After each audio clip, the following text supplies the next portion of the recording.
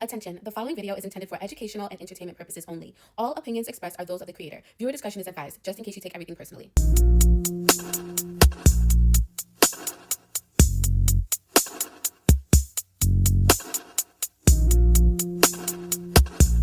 Hi, my name is Rikeya Michele and welcome back to my channel. So today is going to be a very quick video, but I did want to talk about something that's been on my mind and has been online. Pretty privilege. I've been seeing comments, commentary, breakdowns, all of the things about two influencers in particular, Aaliyah J and Jeta. And what's the conversation surrounding? Pretty privilege, of course. Some are saying they're not pretty anymore. Some are saying they ruined their faces. They look different. It's too much filler. Others point out how quickly the same people who once idealized them are now tearing them down simply because they either gained a little too much weight or too much filler or something that they just don't like. So today we're diving deep into the psychology behind this conversation. When does pretty privilege end? Why is beauty treated as a currency?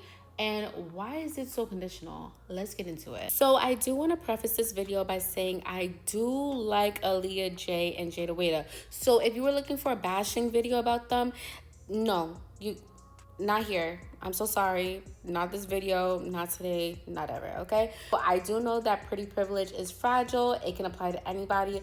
But for today's conversation, I'm just focusing on these two. And again, it's not a bash video. Find that somewhere else. Anywho, moving on, let's start with the basics, right? So pretty privilege is the social advantage people experience when they fit dominant beauty standards. I mean, obviously these women are beautiful, so it's fair to say that they do fit the dominant beauty standard.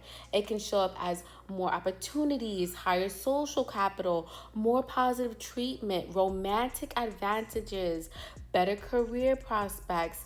And these are things that can apply to anybody who fit these beauty standards, not just these two women. But here's the catch. Pretty privilege is often conditional, superficial, and most importantly, unstable. When society elevates someone primarily because of their looks, that elevation is not rooted in respect or character. It's rooted in consumption. And once that beauty begins to shift through either aging, weight gain, fillers, changing trends, whatever, the backlash is swift and often cruel. So now, let's look at what's happening with Aaliyah J and Jeta because their stories reflect this phenomenon perfectly. So let's take Aaliyah J for example. For years, she was the beauty girl, the it girl. I mean, she could beat a face. Actually, I watched her videos to learn how to do makeup. So she was one of the first girls that I learned from. So love Aaliyah J. She was known for her polished aesthetic, stunning face, and makeup tutorials. However, as of late, she's been receiving harsh criticism. People saying she's ruined her face, too much filler, she doesn't look the same anymore, she's gained a lot of weight, she needs to lose weight, she needs to be on Ozempic. Who are y'all to say that or comment? Who are y'all to say that? Anyway, I'm gonna address that sooner than later, okay? And Miss Jeta on the other hand, she's known for her beauty and fashion. She's built her brand around being an it girl and beauty influencer. She too has recently gained weight, but it's different. You know, she's gained weight, in my opinion, in all the right places. But some people are saying, oh, her hips are too big. It doesn't fit her body. She looks crazy. She got her nose done. She got her eyelids done. Listen, we're going to address that too. Both of these women are now facing the dark side of pretty privilege. The moment when the public decides they're no longer worthy of the praise they once received, that's when they receive the backlash. And here's the psychology behind why this happens. Parasocial entitlement. Now you might be asking, what is that? When influencers build their brand on beauty, audiences often feel entitled to that aesthetic. So when it changes, the audience reacts as if they're being betrayed, forgetting that these are real people, these are real women, they have real lives and are evolving.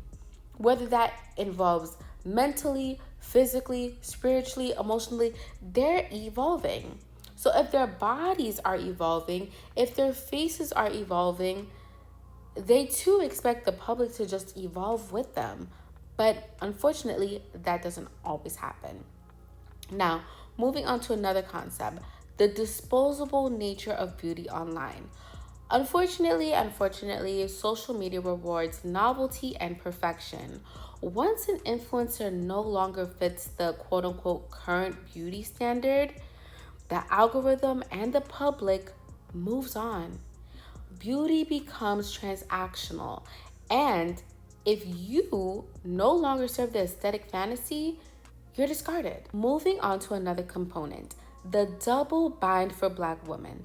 Black women are already hyper policed in beauty spaces. We already know that. If you don't know that, check out my other videos where I go further into detail about that, right? Weight gain, fillers, aging. These are things that white influencers are often given grace for. And they become amplified when Black influencers do the same thing. They're often critiqued for it. The message becomes you can be celebrated, but only as long as you remain perfectly palatable to the gaze of the internet. At its core, this is about the instability of beauty as currency. When women, especially Black women, build brands on beauty, the public often views their value as inherently tied to that performance. The moment that beauty changes through natural life or personal changes or personal choice, the public punishes them every single time. It goes without fail. Once someone is aestheticized to this degree, the public stops viewing them as full people. They almost become avatars. And the moment the avatar shifts, they're treated as though they failed their whole entire role. Much of the harsh criticism toward Aaliyah and Jeta is driven by internalized beauty policing, often from other women. This reflects how deeply society trains us to surveil and police women's bodies, especially Black women, in ways that are dehumanizing and toxic. So, what can we take away from this conversation? It's a short conversation, it's a brief conversation, but a conversation nonetheless, right? Beauty privilege is not empowerment, it is conditional. And because it's conditional, it's not empowering. It's granted and revoked at the whim of the public opinion. True empowerment must come from self-possession, not external validation of looks. Aaliyah J and Jada Wada, at the end of the day, although they're influencers, they are people. They're not dolls for public consumption. Their bodies will change. Their faces will change. Their aesthetic choices will change. That's their business. It's not up for us to decide what they can continue to look like or what they should look like. We need to interrogate our own biases. If you find yourself thinking she's not pretty anymore, ask yourself why. Why are you so quick to discard women once they no longer fit a fleeting beauty standard of yours? Beauty trends are temporary. Self-worth is not. Chasing the aesthetic fantasy will never create lasting worth, ever, for influencers or for viewers. We have to anchor our value in something deeper. The conversation around pretty privilege ending is complex, yes, but it's real. It's painful. It's painful to watch women get discarded by their very culture that once praised them. But it's also a mirror for how we view beauty, worth, and women's bodies in this algorithm-driven world. I really hope this video gave you something to think about. If it did, be sure to like, comment, and subscribe, and tell me in the comments, when do you think pretty privilege ends? Have you noticed the dynamic with influencers or even in your own life?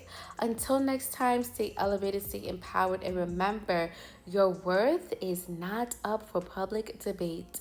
I will see you guys in the next one. Bye. Mwah.